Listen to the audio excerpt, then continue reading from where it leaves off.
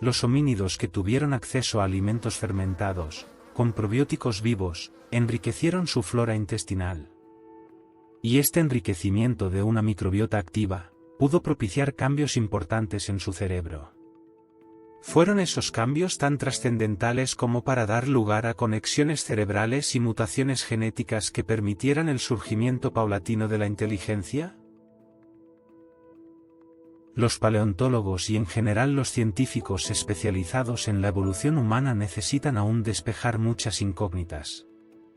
¿Cuál fue la causa de que una rama de homínidos fuera la única superviviente hace 2 millones de años? ¿Qué propició que nuestros ancestros prehistóricos fueran los ganadores de la carrera evolutiva? Desde antiguo se viene manteniendo un lógico debate sobre el proceso que llevó al homínido a ser consciente de su existencia terrenal y del reconocimiento del yo como ser pensante.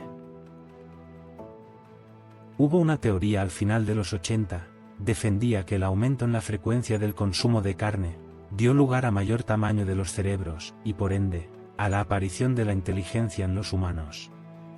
De ser así, ¿por qué los leones o tigres no tienen grandes cerebros, hablan, o son inteligentes?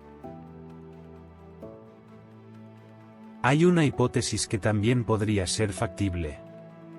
Cada vez estamos más cerca de confirmar la posibilidad de que fueron las bacterias intestinales las que propiciaron la aparición de la consciencia en el Homo sapiens. Hay novedosos estudios que nos hablan de la capacidad que tienen los microorganismos que componen nuestra microbiota, de actuar sobre la bioquímica de nuestro cerebro, e influir en su desarrollo. El Homo sapiens dispone de 267 genes que controlan la creatividad, el proceder cooperativo, y el reconocimiento del sí mismo. Son en realidad las capacidades que nos dieron una ventaja evolutiva tal, que nos hizo únicos. Precisamente las facultades que nos hacen humanos. Y sabiendo que ni siquiera los neandertales dispusieron de este grupo de genes tan especial, habría que preguntarse qué pudo favorecer la aparición de ese complejo de genes, que al parecer influyó tanto para hacernos seres conscientes de nuestro yo. La doctora Margarida Mas, en su libro Las maravillas de la flora, reconoce que algunas bacterias intestinales tienen la capacidad de conectarse y comunicarse con nuestro cerebro, y de propiciar cambios neuroquímicos y de conducta. La estructura más humana de nuestro cerebro es el neocórtex. Es donde radica la capacidad de ser creativos e imaginativos, y gracias a ello utilizamos el lenguaje. O sea, que gracias al neocórtex disponemos de todo aquello que mentalmente nos separa de los demás homínidos.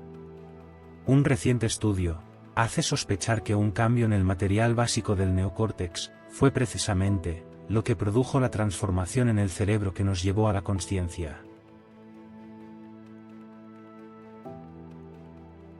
Pues si ya tenemos suficientes evidencias de la influencia de la microbiota en nuestro cerebro, que nos impide pensar que esos microorganismos que nos habitan fueron los que posibilitaron el paso de Erectus a Sapiens, al propiciar la transformación en el cerebro de nuestros antecesores. Ciertamente, los homínidos estuvieron dotados de unos órganos muy especiales, las manos, que les permitieron crear herramientas modificando objetos de su entorno. Pero como dice Salvador Moya Sola, paleontólogo experto en primates del Mioceno y director del ICP, por muy hábil que seas y a pesar de que tengas las manos adecuadas, si el cerebro no tiene la capacidad cognitiva para imaginarse la utilidad que podría tener una piedra tallada de una forma determinada, la mano no la fabrica. Esa facultad se produjo de forma paulatina. Se ve en los objetos encontrados por los paleólogos en diferentes estratos. Es evidente un progresivo perfeccionamiento en la confección de aquellos utensilios a lo largo del tiempo. La piedra inicialmente formada toscamente, se transformó en el bifaz. Una herramienta que para crearla, ya era necesario un salto evolutivo que les permitiera pensar en abstracto. Después, las puntas de lanza, el arco, la flecha, una evidencia más del desarrollo intelectual de los humanos primitivos. Hasta entonces, los Homo sapiens arcaicos, a pesar de contar con un gran cerebro, no prevalecieron sobre las demás especies y su estatus los convertía en presas de otros depredadores en la cadena trófica. Así, esas manos hábiles, y esa capacidad mental poco a poco se fue haciendo más cognitiva. Y además de crear armas aprendieron a manipular alimentos. Todo ello les permitió extenderse por la tierra dominando a todas las demás especies.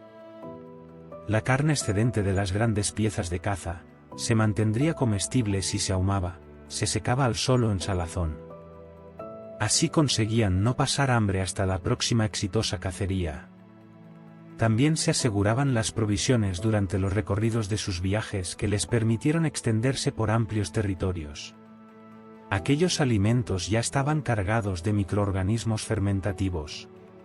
Todo ello implica una progresión en las capacidades mentales, difícil de explicar, sin una transformación apreciable en aquellos cerebros, incapaces hasta entonces de pensar en abstracto. ¿Fue debido a la potenciación de la flora intestinal? Surge una duda razonable. ¿Cómo lograron los homínidos acceder a los microorganismos probióticos? Debió ser de forma tan importante que aquellos microorganismos pudieron propiciar cambios en nuestro cerebro, permitiendo así el surgimiento de la inteligencia. Podemos imaginar una serie de alimentos que, fermentados de forma natural, estaban a disposición de los homínidos de entonces. Alimentos que fermentaron de forma espontánea como pescado y carnes desecados accidentalmente por la proximidad de fuentes de sal, lagos salinos, sal mineral, zonas marinas. Verduras y frutas fermentadas en el suelo entre la hojarasca. Consumo de estómagos de herbívoros con bolo alimenticio a medio digerir. No podemos olvidar que empezamos siendo carroñeros. La leche de las ubres de alguna hembra lactante cazada.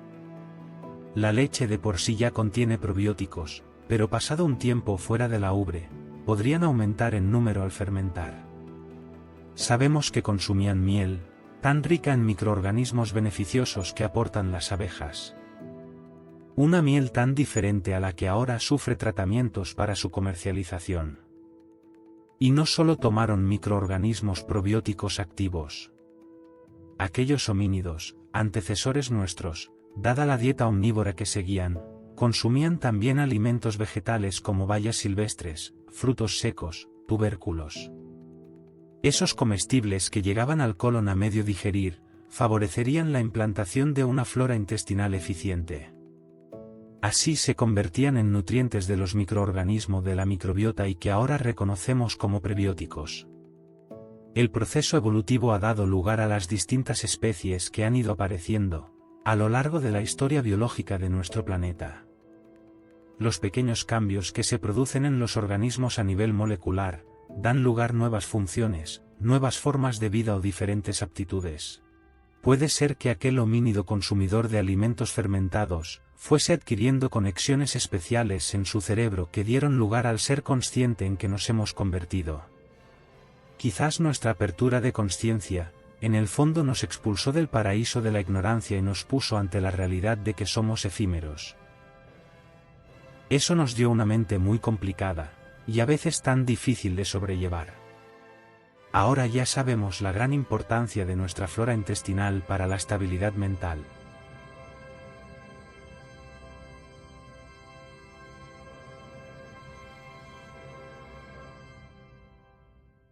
Han encontrado que la composición de la microbiota en el periodo inicial de la infancia es fundamental para que el cerebro se desarrolle de forma saludable.